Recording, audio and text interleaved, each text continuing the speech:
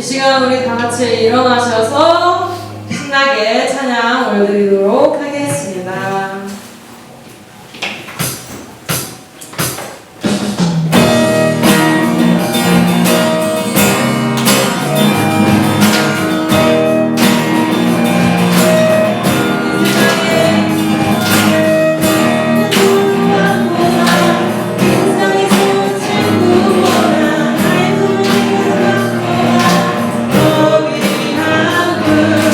위험한 곳을 가고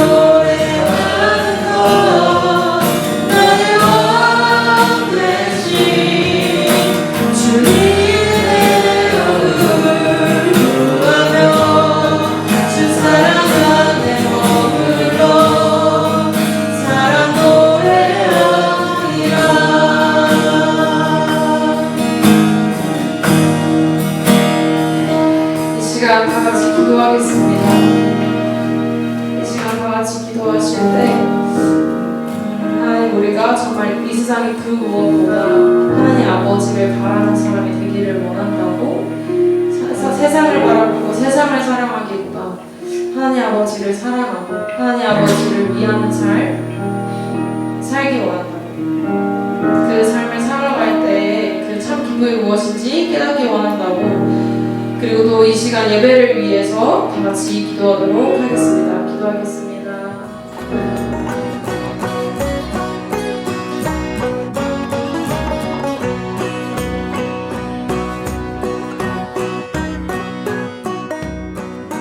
잘 지내셨습니까, 한 주간?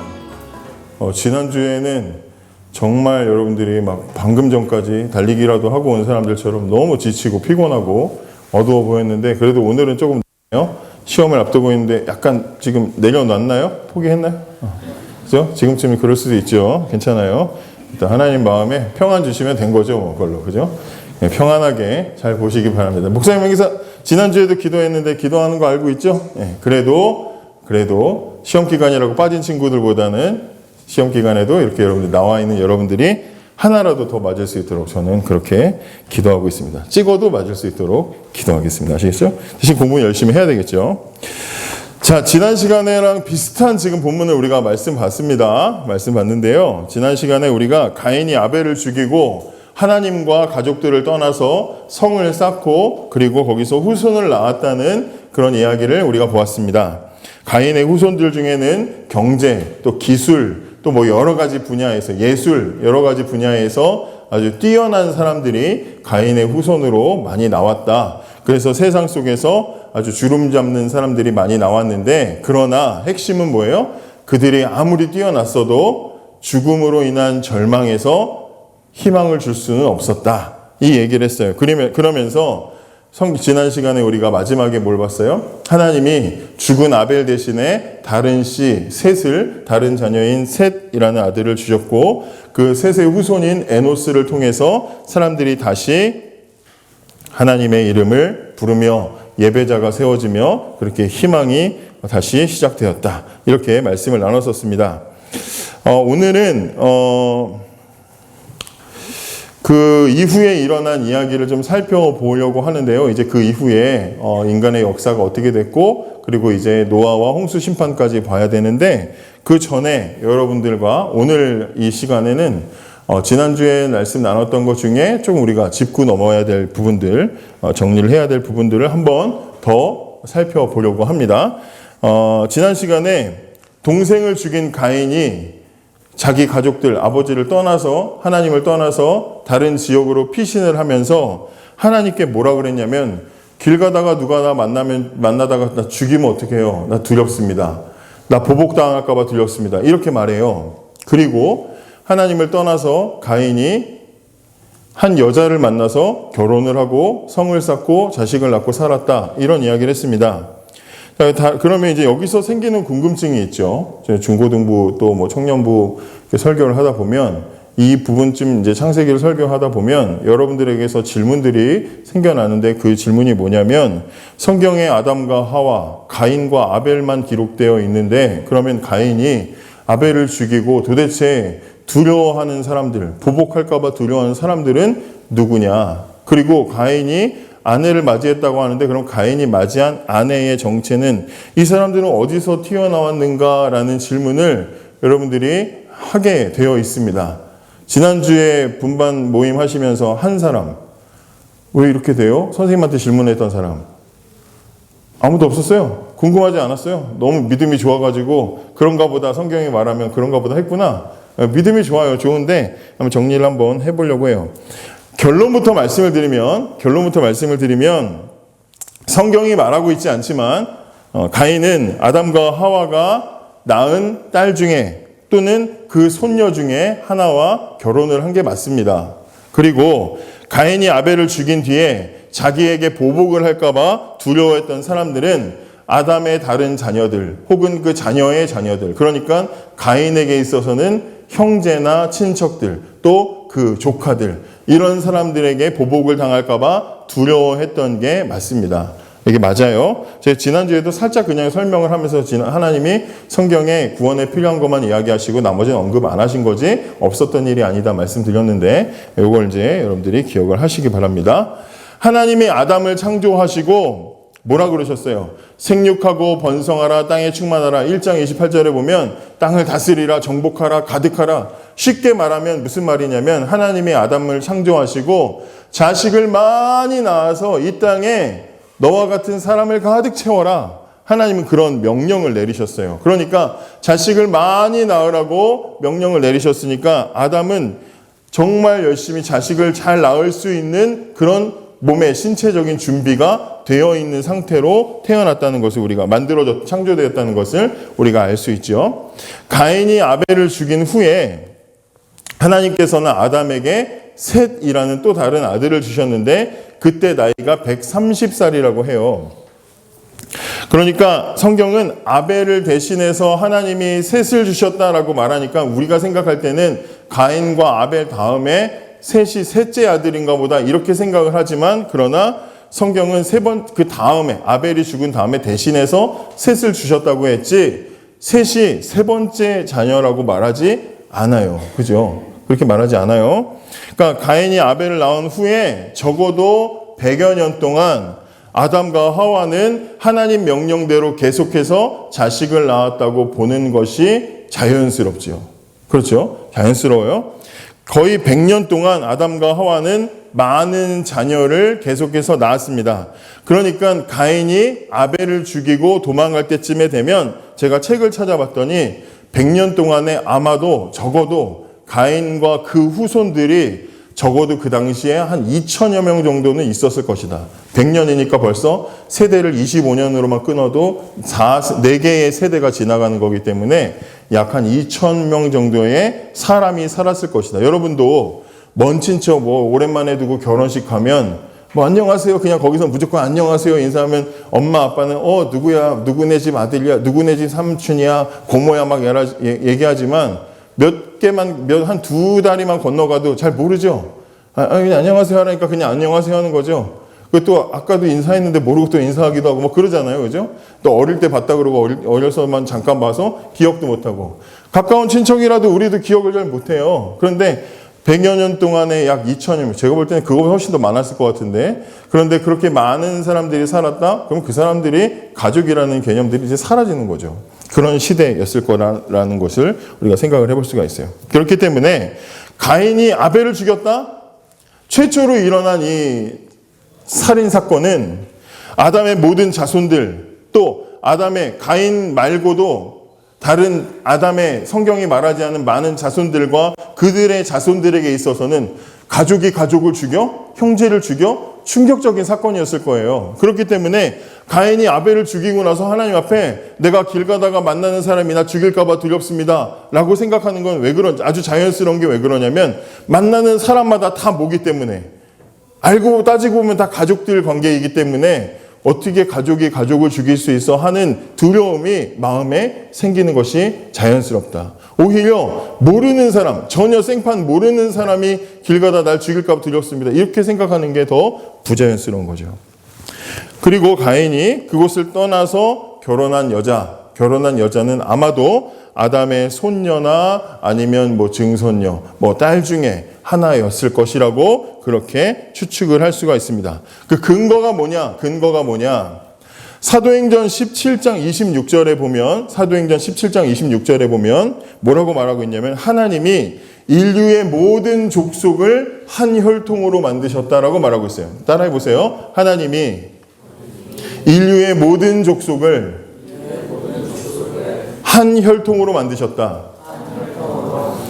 그리고 분명히 우리가 잘 아는 대로 하나님이 처음 세상을 창조하시고 사람을 지으시고 하나님 뭐라 그래요? 보시기에 좋았더라 그랬어요. 그러니까 하나님은 아담 한 사람을 통해서 그가 아담이 모든 인류의 조상이 되게 하시고 아담 한 사람을 통해서 모든 자손이 태어나게 하신 것을 하나님이 어떻게 생각하셨다고요? 좋게 생각하셨다는 거예요. 그러니까 이것은 하나님의 생각이고 하나님의 뜻이라는 거야. 그죠? 하나님의 뜻이라는 거예요. 그렇기 때문에 아담과 하와가 최초의 인간이고 최초의 부부였기 때문에 그들의 자녀는 미안하지만 그들끼리 결혼할 수밖에 없는 환경이었어요. 이상한 생각을 하면 안 되는 거죠. 그들밖에 결혼할 수밖에 없었어요.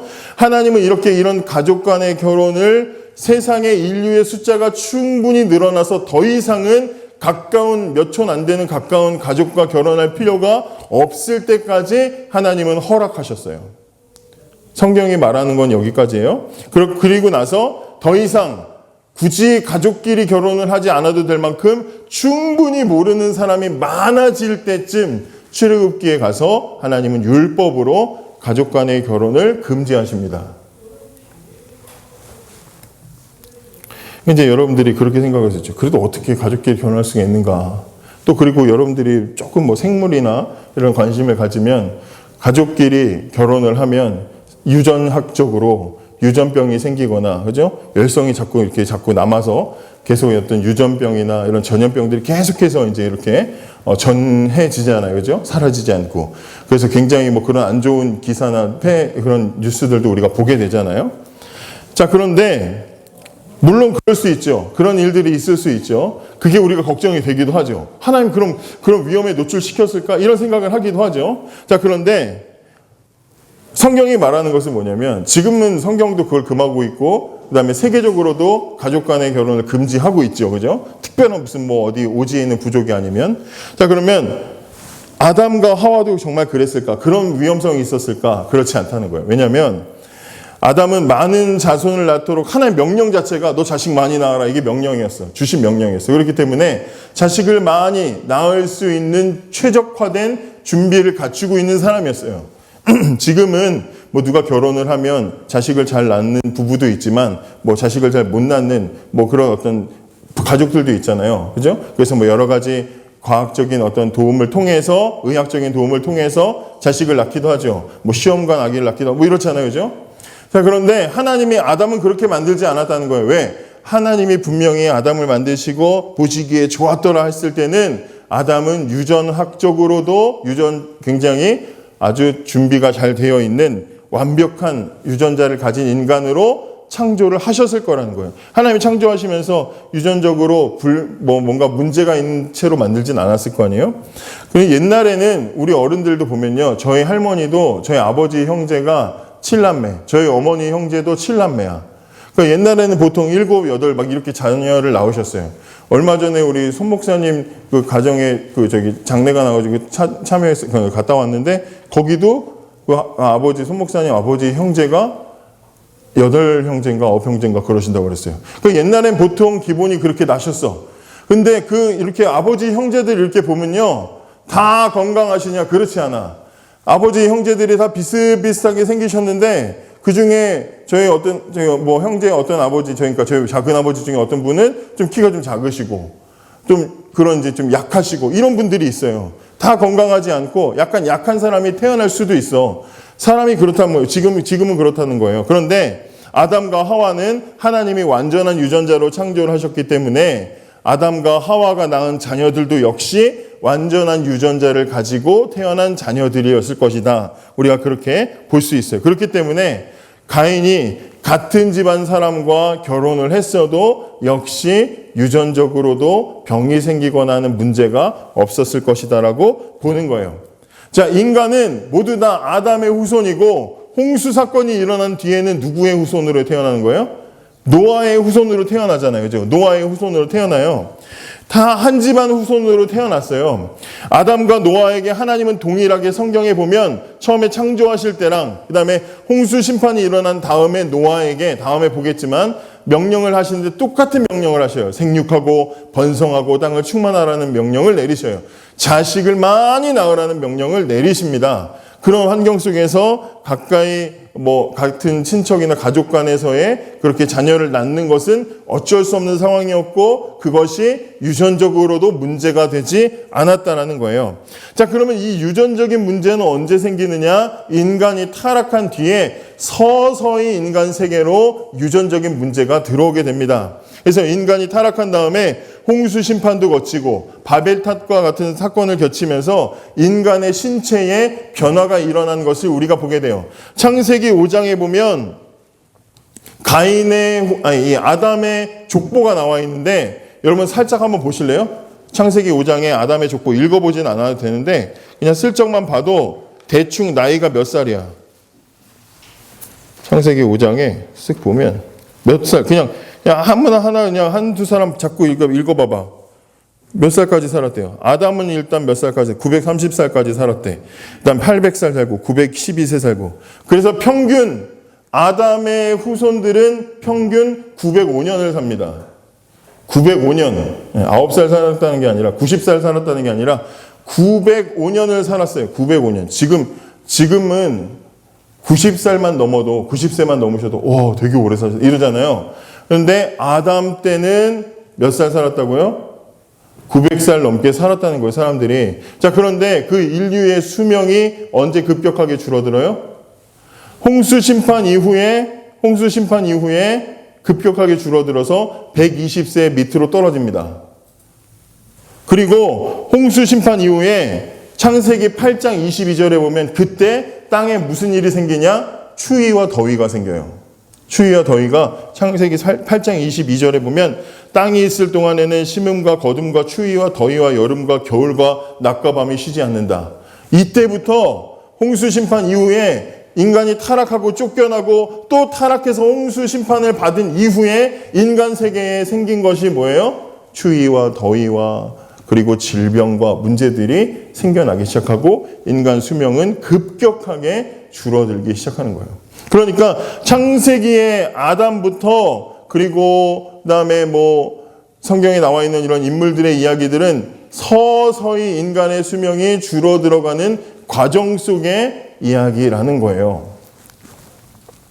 그러니까 인간이 타락한 이후에 인간의 환경이 변했고 환경의 변화는 인간의 신체의 변화를 가지고 왔고 신체의 변화는 유전자의 문제를 가지고 와서 이제는 가족 간에 결혼을 하면 유전적인 문제가 생길 위험성을 가지게 되었어요. 그래서 그때가 출애굽기가 됐을 때, 출애굽 때쯤 됐을 때 이제 충분히 사람이 많아서 굳이 가까운 친척이 아니라도 결혼할 사람이 넘치고 넘치는 때가 됐을 때 하나님은 이제는 가족 간의 결혼을 금지하시는 율법을 출애굽기에서 주시는 거다 이 말이에요. 자, 그러면 성경은 왜 이런 이야기를 다 우리에게 말하지 않을까요? 성경이라는 책은 어떤 책이에요? 하나님이 하신 모든 일을 다 기록한 책이 아니라 성경은 하나님이 이 땅을 창조하시고 또 하나님이 어떤 목적을 가지고 이 땅을 지으셨고 인간이 어떻게 타락했고 그리고 하나님은 그 타락한 인간을 어떻게 구원해 가시는지를 소개하기 위해서 기록된 책이에요. 그렇기 때문에 우리의 하나님이 하신 많은 일들이 있지만 적을 수 없는 담을 수 없는 많은 일들이 있지만 그러나 하나님의 창조와 인간의 타락과 하나님의 구원에 대한 이야기들을 소개하는 그런 이야기들을 소개할 사람들만을 골라서 기록된 책이 바로 이 성경이라는 책이에요. 그러다 보니까 하나님이 지금도 인간이 왜 타락했고 어떻게 타락했고 그 타락한 세상엔 결과는 어떻고 또 하나님은 그 타락한 세상에 어떻게 다시 예배자를 세워나가시는지를 소개하려다 보니까 등장인물이 누구예요? 아담과 하와가 나오고 가인과 아벨이 나오고 지난주에 봤던 라멕과 같은 사람이 나오는 거고 또 가인의 후손들 이야기가 기록이 되는 거고 또 에노스, 셋과 에노스와 같은 사람의 이름이 기록된 거다 이 말이에요. 하나님이 어떻게 타락한 세상을 다시 변화시키시고 예배자를 만들어 가시는지를 소개하기 위해서 성경은 그런 관점으로 봐야 된다는 거예요. 창세기 5장에도 아담의 족보가 소개해 있는데 아담의 족보, 아담의 자손은 이 사람들만이구나. 그게 아니라 아담의 족보를 잘 보면 이 아담의 족보는 누구랑 연결되어 있냐면 노아와 연결되어 있어요. 그러니까 노아는 또 나중에 누구랑 연결돼요? 노아는 누구 얘기하려고 하는 거예요? 인류가 다 죽었는데 노아만 나중에 살아남잖아. 다음 시간에 보겠지만 노아는 누구랑 연결되려고 기록된 책이에요? 예수님과 연결되려고 기록된 책이에요. 하나님이 아담에게 에덴 동산에서 죄짓고 쫓겨날 때 하나님이 아담에게 뭘 약속하셨어요? 여자의 후손 약속하셨죠? 그러니까 여자의 후손이 태어날 족보만 소개하고 있는 거예요. 그러니까 창세기 5장은 아담 자손 전체의 족보가 아니라 하나님이 주시는 아담의 자손들 중에 여자의 후손의 족보만 기록이 되어 있는 책이야. 이거 외에도 아담에게는 자손들이 많았다고 보는 것이 아주 자연스러운 거다 이 말이에요. 분명히 성경은 뭐라 그래요? 아담이 셋을 낳고 그 이후에 800년을 살면서 자손을 낳았다 이렇게 얘기했어요. 많은 자손을 낳았다고 얘기하고 있어요.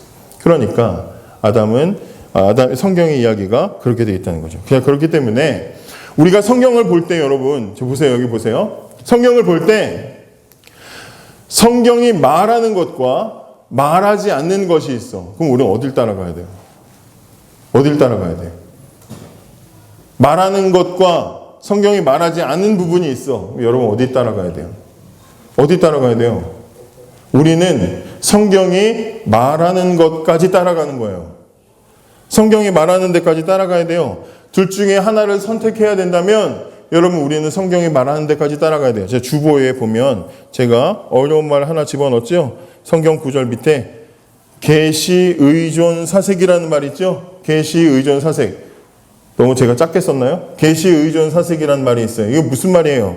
성경이 가라는 데까지 가고 성경이 서라는 곳에는 서는 성경을 중심으로 살아가는 신앙의 태도를 말하는 거예요. 박윤선 박사님이라는 목사님이 하신 말씀인데 계시 의존 사색. 우리는 하나님 주시는 말씀에 의존해서 따라가고 하나님 주시는 말씀에 의지해서 살아가는 게 그게 우리의 신앙생활이에요. 그렇기 때문에 우리의 태도는 분명해. 여러분 이렇게 해야 돼요. 성경이 가르쳐주는 게 있어. 성경이 명령하고 성경이 우리에게 알려주고 말하는 게 있어요. 그러면 성경이 말하는 것은 열심히 연구하고 공부하고 또 우리의 삶으로 익혀서 그렇게 알아가야 돼요. 성경이 여기까지 말했으면 거기까지 열심히 가야 돼. 그런데 궁금하지만 성경이 말하지 않은 부분이 있어. 그러면 우리는 멈출 수 있는 겸손도 가질 수 있어야 된다 이 말이에요. 난 다 알아. 하나님 마음 내가 다 알아. 여러분 하나님이 가지고 있는 하나님의 방대한 지식을 우리에게 쏟아 부어주시면 우리 머리는 터져버릴 거예요. 그렇잖아요. 제가 못하는 예를 들면 수학. 저 진짜 수학을 정말 하나님이 중2 때 내려놓게 하셔가지고 내려놓음을 그때 제가 배웠어요. 내려놨어요. 근데 지금 와가지고 막 고등학교 수학, 대학 수학을 저한테 막 앞에서 막 강사님이 가르쳐 준다. 그럼 제가 뭐라고 하겠어요? 토 나와 이러겠지. 토 나온다고 하겠지. 못 알아듣고 토 나온다고 할 거예요. 내가 모르는 지식이 넘쳐나는 정보를 쏟아 부어주면 터질 거예요. 우리가 하나님이 주시는 정보를 우리가 어떻게 다 알아요? 하나님이 가르쳐 주시는 대로 따라가고 멈추는 데서는 멈춰야 쓸데없는 오해가 생기지 않는 거예요. 봐봐요. 이단이 어떻게 생기나 보세요. 여러분 이단 어떻게 생기냐면 이단들은 이런 성경의 이런 부분을 되게 좋아해. 야 이거 아담 말고 가인이 이거 여자를 누구를 만났을까 어떻게 만났을까. 그러면서 이단은 머리를 굴리는 거야. 기독교에 비슷한 게 이단이 끝에만 다른 게 결론이 다른 게 이단이에요. 그래서 막 머리를 굴리는 거예요. 그래서 이단들이 만들어낸 게 뭐냐?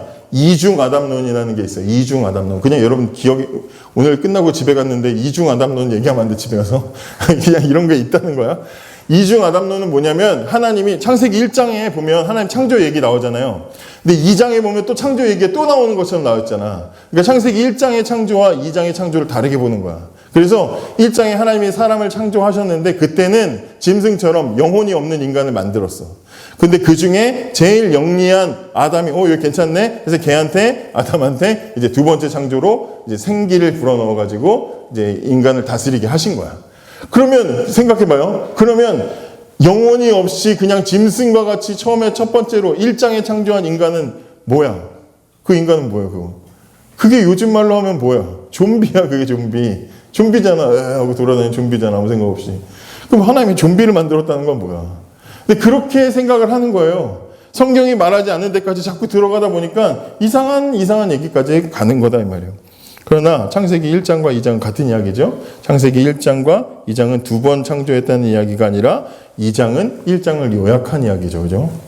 그래서 어쨌든 성경이 말해주는 것까지 가는 거다. 자, 그러면 이제 마지막으로 정리해서 주보를 보세요. 주보에 보면 태초의 사람들에 관해서 성경이 말하는 것들 정리하는 거예요. 우린 여기까지 가는 거야. 여기까지만 가고 이 가르쳐주는 걸 열심히 알아가는 거야. 그게 우리가 해야 될 일이에요. 자, 보세요. 첫째, 같이 읽어보세요. 시작. 아담이 최초의 인간이야. 아담이 최초의 인간이야. 두 번째, 예, 아담은 930년 동안 살면서 뭐 했을까요? 집에서 장기 두고 하와랑 둘이만 논 게 아니라 열심히 자식을 낳고 자식을 키웠어요. 그죠? 그래서 창세기 5장 4절에 800년을 지내면서 자식을 낳았대요. 여러분, 자식을 800년 동안 지내면서 낳았다고 하면 얼마나 많이 낳았겠어요? 많은 자손을 낳았다. 그 다음에 3번 읽어보세요. 시작. 자, 하와의 이름의 뜻이 뭐라고요? 모든 산자의 어머니다. 그러니까 무슨 말이에요? 아담과 하와는 모든 인간의 뭐다? 조상이다. 그러니까 하나님은 아담과 하와를 창조하시고 아담과 하와로 부족하니까 또 다른 거 만들고 그러지 않았어요.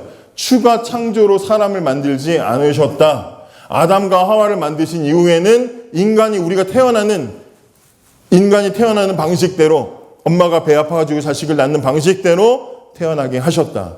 그래야 하와가 모든 산자의 어머니가 되니까. 그렇죠? 자, 그 다음에 네 번째. 하나님이 창조하신 모든 것들을 가장 좋은 상태였다. 예, 좋은 상태였다. 가장 좋은 상태였다. 그러니까 아담의 입장에선 뭐예요? 지식적으로도 세상을 다스리기에 제일 좋은 지식. 자식을 낳는 것도 생식적으로 가장 좋은 상태로 태어났다. 창조되었다. 유전자는 완벽했다. 이거예요. 자, 그 다음에 5번. 초기에 많은 사람들이 가족 친척과 결혼했습니다. 아브라함의 아내 사라, 믿음의 조상 아브라함의 사라는 누구예요? 누이 동생, 다른 이복 남매와 결혼을 했습니다. 또 아브라함의 아내 이삭은 오촌 관계인 리브가와 결혼을 했고요. 야곱은 외삼촌 집에 가서 외삼촌 딸하고 결혼했습니다. 그죠? 그 당시에 그것이 문제가 되지 않았고, 오히려 성경에 보면 이 야곱의 엄마, 이 리브가는 야곱의 형 에서가 가족과 결혼하지 않고 친척과 결혼하지 않고 저기 딴 지역에 있는 여자랑 결혼하고 친하게 지내는 걸 보고 속상했어요. 가족하고 결혼해야 되면서 속상해하는 장면이 창세기에 기록이 되어 있습니다. 그 정도로. 6번. 아담이 지은 죄로 창조물이 저주를 받았고 인간 수명이 줄었고 환경이 변했고 유전자의 변화가 왔습니다. 그죠? 그 다음에 7번. 네, 레위기 18장 6절에 보면 각 사람은 자기의 살붙이를 가까이하여 그 야채를 범하지 말라. 왜? 더 이상 가족과 결혼할 필요가 없이 많은 결혼할 사람이 있기 때문에. 그죠? 그렇기 때문에 성경이 말하는 것은 이겁니다. 성경은 역사책도 아니고 과학책도 아닙니다. 그러나 우리가 알아야 될 것은 뭐예요? 성경이 그렇다고 하면 그런 줄로 믿어야 되는 거예요. 그죠? 성경이 말하면 그런 줄로 믿어야 돼요. 아담이 인간의 조상이다 말했으면 그렇게 믿어야 돼요. 가인이 아내와 결혼했다 그러면 어디서 여자가 나왔냐 찾기 전에 그런 줄로 믿어야 되는 게 우리의 믿음이에요. 성경이 우리에게 바라는 거예요. 자, 제 말을 따라해 주세요. 성경 속에 우리들이 다 이해할 수 없는 부분들이 있을 수 있지만 그래도 우리에게 필요한 말씀은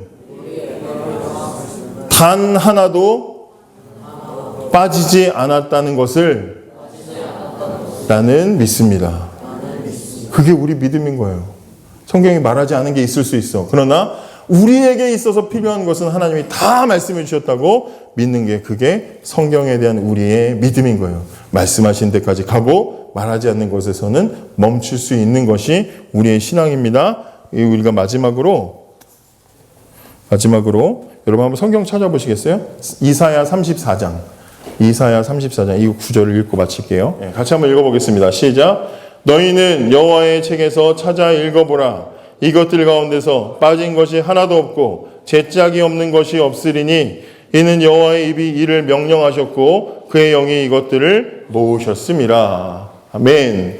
믿으시기 바랍니다. 짝이 없는 게 없어요. 하나님은 분명하게 우리에게 필요한 것들을 말씀해 주셨다는 믿음을 가지고 주님 말씀하신 데까지 가고 멈출 수 있는 데서는 멈추는 겸손함이 저와 여러분에게 있기를 원합니다. 기도하겠습니다.